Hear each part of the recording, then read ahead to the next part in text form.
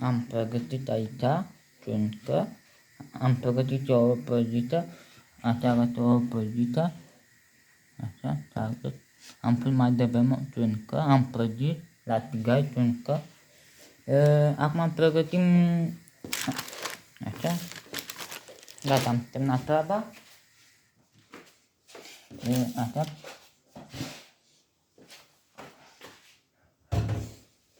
am pregătit, acum am tăiat,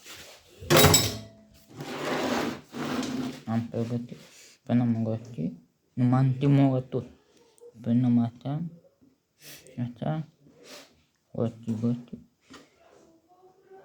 n-am făcut bine, n-am cum să fac, asta băgăm aici, la o, așa, așa, te pregătim aici.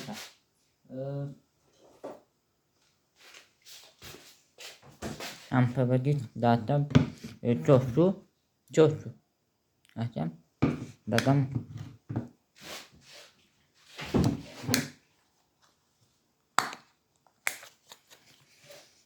salpică,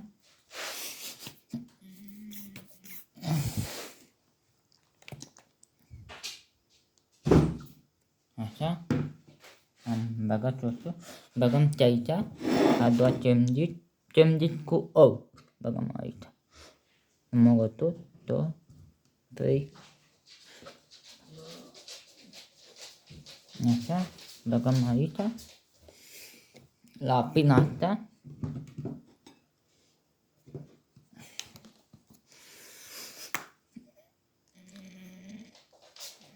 așa, gata, am pregătit, băgăm așa, cemdit cu ou, gata, celălalt la fel, așa, băgăm, ne ia ciorocile, gata, mamă, faci poftă, gata, dacă mai punem pe aici, pe sus, gata,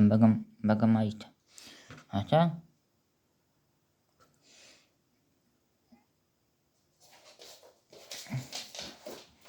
gata,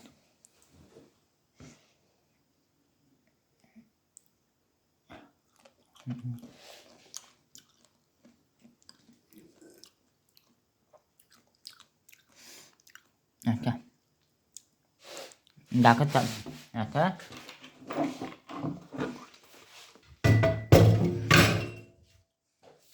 bravo,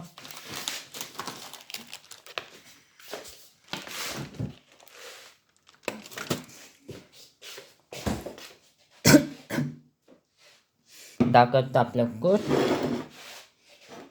așa,